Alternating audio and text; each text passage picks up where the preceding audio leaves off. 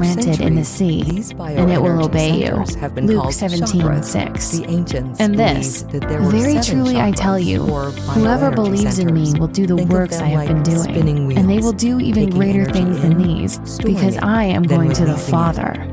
John 14:12. Here are just a few success stories from people just like you. It feels like 10,000 pounds were lifted off my shoulders. I was barely scraping by with my job at the convenience store. I didn't know what to do. I feel lost in life. And thinking that I might be in the exact same position a few years from now was absolutely terrifying. But now that I'm able to manifest my need in life, it feels like 10,000 pounds were lifted off my shoulders. Amanda S. from Madison, Wisconsin. It's improved all of my relationships. Most importantly, my kids have welcomed me back into their lives again. This made a night and day difference in my quality of life. And to think I almost didn't buy it because I didn't really have the money at the time. But the results are priceless. No amount of money could change my life in this manner. Braden M., Baltimore, Maryland. Now I'm living a life that I actually love. I used to work in a factory here in town making $12 an hour. It was soul-sucking work for little pay, and I always had to work mandatory overtime. Now I'm living a life that I actually love and finally have a fulfilling career that keeps my family and I well taken care of. Maria P. from San Diego, California. Hi, my name is Amber. The woman who died was my twin sister, best friend, and roommate, Barbara. The 24 years since we graduated high school were hard on Barbara and I. We always seemed to attract bad luck. Abusive relationships that ended in heartache and multiple divorces, working 60-plus hours a week at low-paying, dead-end jobs, not to mention the chronic health problems we always faced, always feeling run down and sick. I swear, we each got the flu 3 to 4 times a year. Plus, we were both diagnosed with Crohn's disease when I was only 12 years old, which made staying healthy even harder, especially while working in the horrible, frigid conditions at the factory. It felt like things would never improve for us. But the real tragedy is that Barbara was on the way to the airport to finally take the vacation she'd been waiting to take her whole life. She literally saved up for 5 years to take this trip, working a second job at the truck stop in town just to scrape together the cash. Her death shook me to my core. I started evaluating my own life and looking at all the things I'd never done. My bucket list was basically just one giant list with nothing checked off. I'd lived half my life already and hadn't done anything I actually wanted to do. I sure as hell didn't want to keep working at my crummy job at the cereal factory anymore, and I never wanted to go back to that apartment ever again. What I really wanted was to have a life worth living, one where I could do things that actually fulfilled me, to do all the things I dreamed of doing, before real life kicked in and doomed me to a life of sadness, misery, and settling. I tried everything, but my life never improved. No matter what I tried, I always seemed to be spinning my wheels. I'd been stuck at my dead-end job for the past 15 years, and yet I was still barely scraping by making $13 an hour, still taking the bus to work because I couldn't afford to fix my car. Sure, my boss promised me the moon during every feedback session, but when it came time for a raise or a promotion, I got nothing but excuses, which made it impossible to move out of the crummy, roach-infested apartment I loathed so much. It felt like I was a slave to the slumlord who never bothered fixing anything, because he knew I couldn't afford to move anywhere else or hire a lawyer. And one of the worst parts is that now I was doing this all on my own. I felt an overwhelming sense of loneliness. My sister was the only good relationship I had, and I'd swore off dating men since I always seemed to end up in abusive relationships.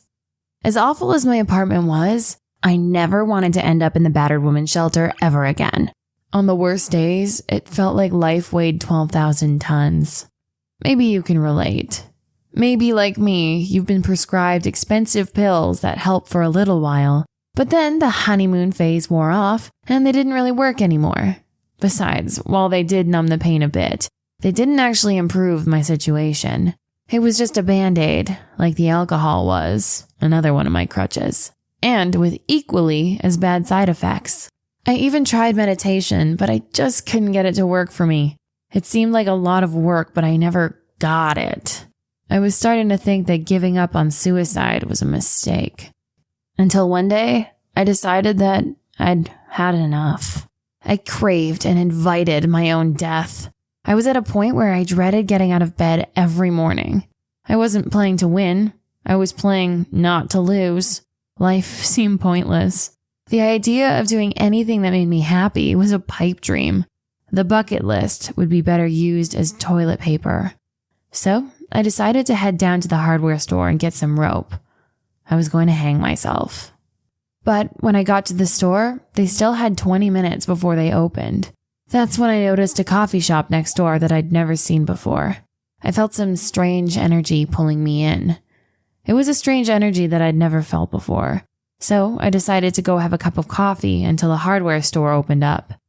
Now, I don't know if God sent me to this coffee shop or not, but what happened that day changed the course of my life forever.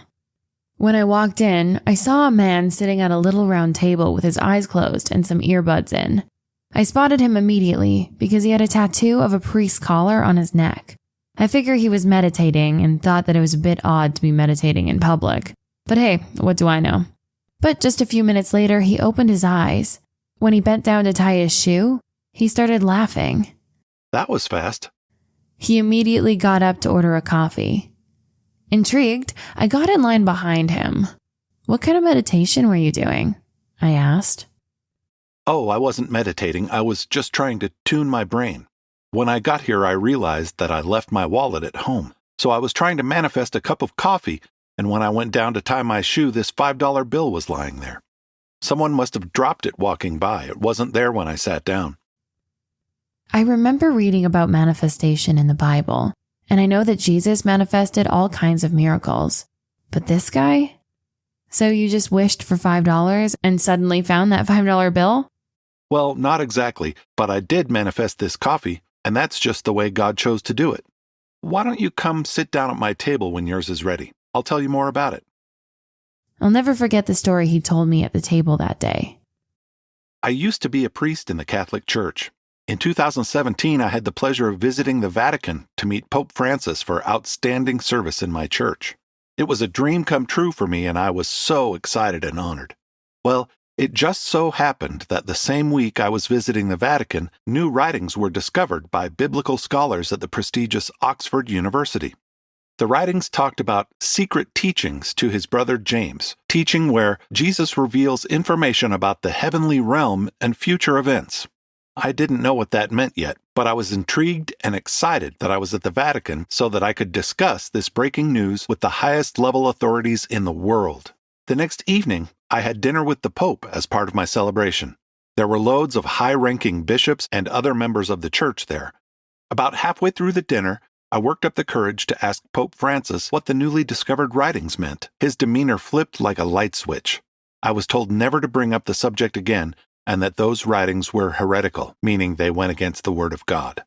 I was confused. I thought everyone would be excited to discuss the new discovery. The mood for the rest of the dinner was off. No one made eye contact with me for the rest of the evening, until I got back to my quarters, when suddenly an elderly priest slipped in and closed the door. What he told me that night floored me. He said that those newly discovered writings were part of a secret document that showed how to manifest miracles like Jesus did. That's what the heavenly realm and future events part was referring to. So if you knew how to get in tune with God's frequency, you could manifest anything your heart desires, which is obviously incredibly powerful. Problem is, the church didn't want this information to get out. They were afraid it would fall into the wrong hands and be used for evil, so they covered it up for nearly 2,000 years. I think he could tell that I was a little skeptical because he actually pulled out his iPhone and showed me some pics he managed to sneak. Luckily, I'm able to read Greek, and there it was in print, right in front of my eyes. Jesus telling his brother exactly how he could manifest miracles so that he could carry on after Jesus' death. And there were way more letters than what were famously discovered at Oxford University a few years ago. I spent about 15 jaw-dropping minutes reading the letters, trying to process what I was reading, and the fact that the church had been covering up this information for 2 centuries. Before the old priest left my quarters that night, he told me to drop the subject. I was instructed not to bring it up again, for my own safety.